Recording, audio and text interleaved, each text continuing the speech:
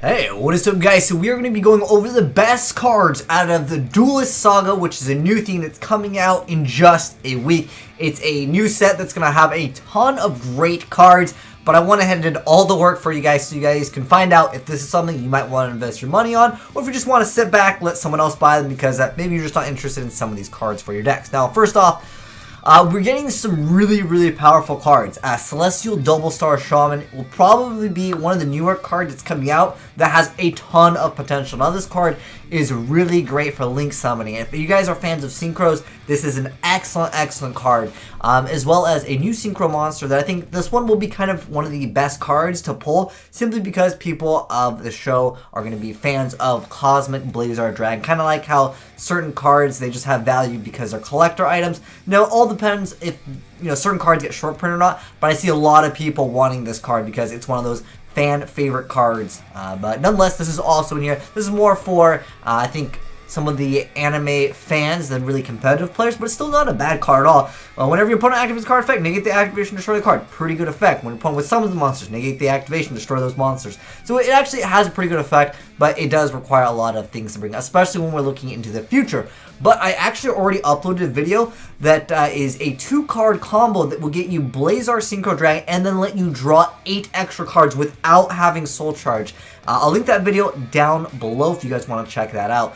This will be an excellent video for you guys if you are interested in the Cosmic BLAZAR Dragon. But anyways, next up, Imperial Order. It's a pretty pricey card, even though it's had a few iterations of it. A little bit of an older card, so nice to have an updated card text because, so if you guys didn't know, this card is going to be legal. They actually changed the effect of the card, but it's still very powerful. Everyone gonna be playing Imperial Order. Get your salt ready, because this card will it can just shred a deck, like, immediately. Like, one of those first turn I open up with it, you don't got an answer, you lose kind of a card. But also, there's also some interesting cards that I just want to give you guys a mention. And again, it all comes down to, how these cards are printed, if they're short printed or not. But I think that there are some cards that are pretty decent and have a little bit of potential in the metagame. The first card I want to go over is called Legacy of the Duelist. I'll go over their effects really quick too, because there's only a few cards that I need to go over their effects because they are newer cards that we haven't had before. There are some other great reprints in here which we'll get into. But anyways, Legacy of the Duelist. When your monster declares an attack, you can target a spell or trap card your opponent controls, negate the attack, and then destroy that. Each player can only set one spell or trap card from their hand per turn. Monsters cannot attack the turn they were spell summoned from the extra deck. And then during your draw phase, before you draw, you can give up your normal draw this turn. If you do, add one monster from your graveyard to your hand. I think that effect right there, already pretty good. On top of that, for some rogue players, because, I'm out there supporting you guys, monsters that were special from the extra can't attack. So there's a lot of benefits for you rogue players. I think this is a great little anti-meta card, and again, it has a little bit of potential. Just because of this effect right here, it can get pretty crazy, but we'll have to wait and see who figures out some kind of crazy cheese with this. It is during the normal draw, though, but I still think it has a lot of potential. Anyways, next up, this card is another card that I feel like can open up some kind of crazy plays. If you guys figure out plays with this card, let me know, because I'll definitely showcase this card. But anyways, it's called Clashing Souls. It says, if attack position monster you control battles an opponent's attack position monster with higher attack during damage calculation, the player who controls the battling monster with a lower attack can pay 500 life points. And if they do, their monster gains 500 attack during damage calculation only. Then repeat this effect until neither player chooses to pay life points.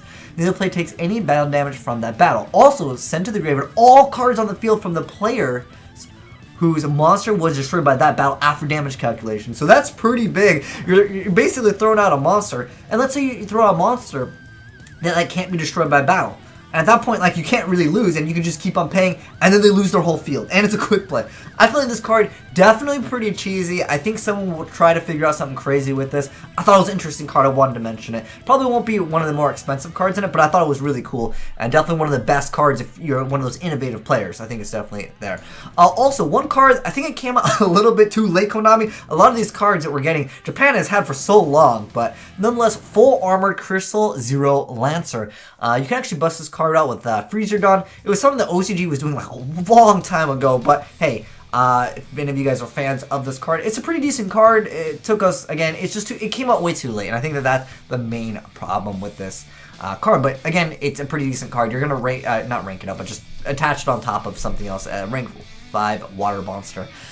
There's also a card that's pretty decent that's called Diamond Dust. Depending on if Mermails get more popular, I know that a lot of people are interested in a lot of different decks that have to do with water, and Diamond Dust is really good with dealing with that. Again, it came out, I think, when Necros were really popular. But anyways, Diamond Dust. Destroy as many water monsters on the field as possible, then burn for 500 to your opponent for each monster destroyed and sent to the graveyard by this effect. Really amazing effect against any water deck. Definitely side deck this maybe in the future if water gets popular. I think this is definitely a card. OCG was running so many copies in the side deck. Again, this is back in the day when water was really popular, Necros. Also, Titanic Moth comes out in here. That's another card I think some players might be interested in, and the reason why it's the best card in the set is simply because there are number hunters. People collect it, card purpose, collector purposes, will give value to the card. Not the most meta cards, but I did cover a Titanic Moth Cheese OTK. If you guys want to check that out, I'll also link that down below and you guys can watch it in action. Also, number 70 Deadly Sin is in here, so it's definitely one of the better cards in here. Again, number hunters, but it's also a pretty decent card because it lets you banish a monster until your opponent's next standby phase. Obviously, you don't worry about the standby phase because usually you're going to OTK them with this card anyways. And then also, it actually increases its rank by 3, which later lets you throw the number 77 on top of it. Also, Gozuki comes out in here. This is another zombie card that I think is really cool. One of the best cards that can really support zombies that's came out in a while. I actually did a video covering this. It's called Zombie Zodiacs. I'll also link that down below if you guys want to see that. Try it out yourself. It's a really interesting deck. It does require a lot of practice to play it correctly because there's a lot of options in the deck, but definitely one of the better cards out of this. Also, I just wanted to give a shout out to Dark Magicians. There's a lot of decent little Dark Magician support. There's Dark Magician of Chaos. Obviously, it has a new errata. But, if you want to, become the master, summon Dark Magician, attack directly for game, and, tell your opponent you're the master. This is a pretty decent little card. So if you control level 8 or higher spellcaster monster, you're going to banish one card in the field face down. Really good effect. But if this card in its owner's possession is destroyed by opponent's card effect, you can just spell summon a Dark Magician of Chaos. I mean, there's also Magician of Black Chaos. What is this card? Yeah, this is a card that nobody really cares. Okay, you ain't gonna really care too much about this card, but I know that it's a decent little card, so I wanted to show off that it's one of the best cards for Dark Magician players. Also, honestly, Neos came out. There's a lot of little good hero support here and there.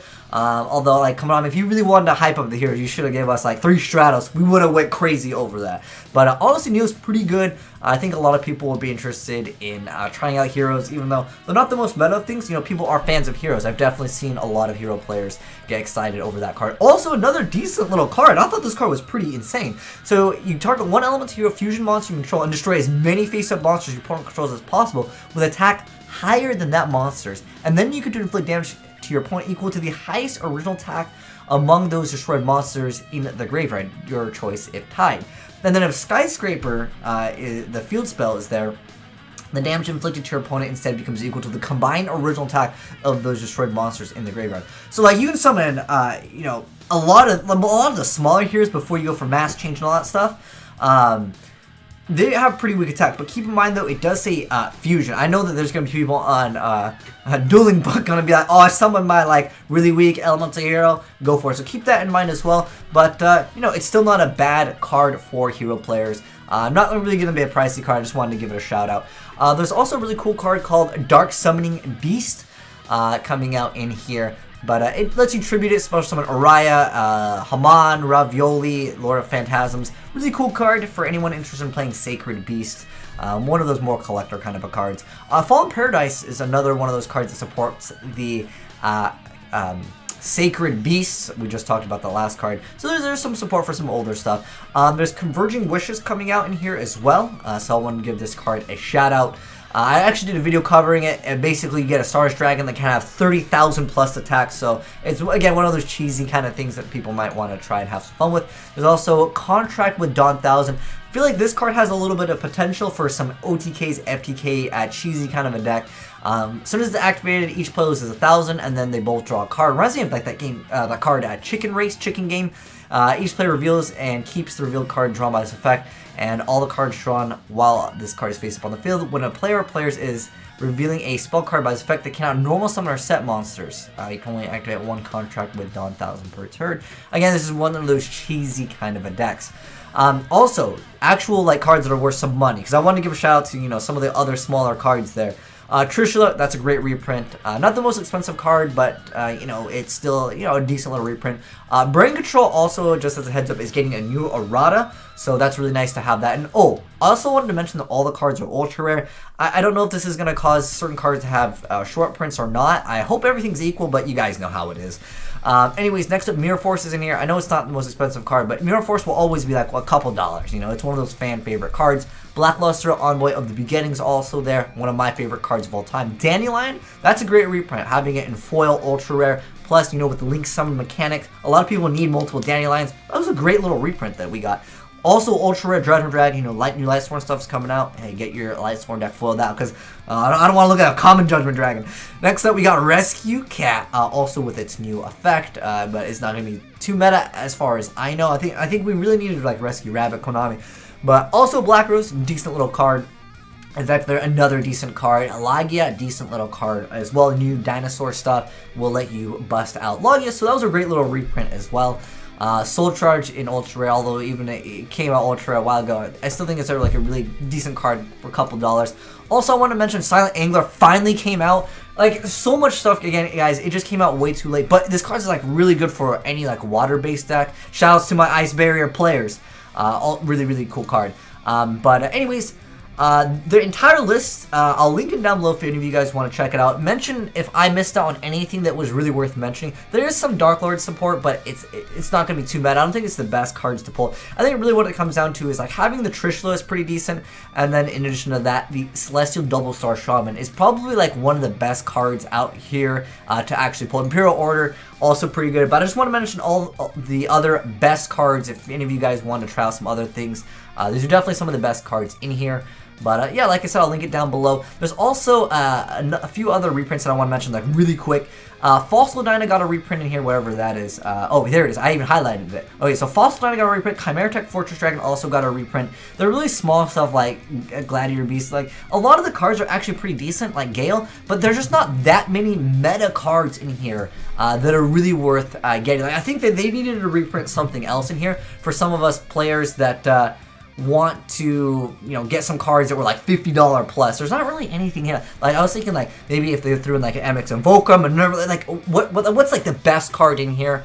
I feel like there's not like a defined answer for that, but nonetheless, I think this card's pretty good. Definitely be on the lookout for this. It's probably one of the most pricey cards, I think. But you guys let me know if you guys think I'm wrong. What was the best card that got reprinted in here? Or the Dimension Bear, that could have been a good reprint or something like that. But anyways, I'll link everything down below. And if you guys, like I said, want to check out any of the videos that I mentioned that showcase off some of these new cards that just came out, maybe you want to try some other decks out, hey, feel free to go and do so. I'll link everything down below. But thanks for watching, guys. If you enjoyed the vid, make sure you guys give that like button a slap, and hit that subscribe button for more Yu-Gi-Oh! News and Minecraft videos.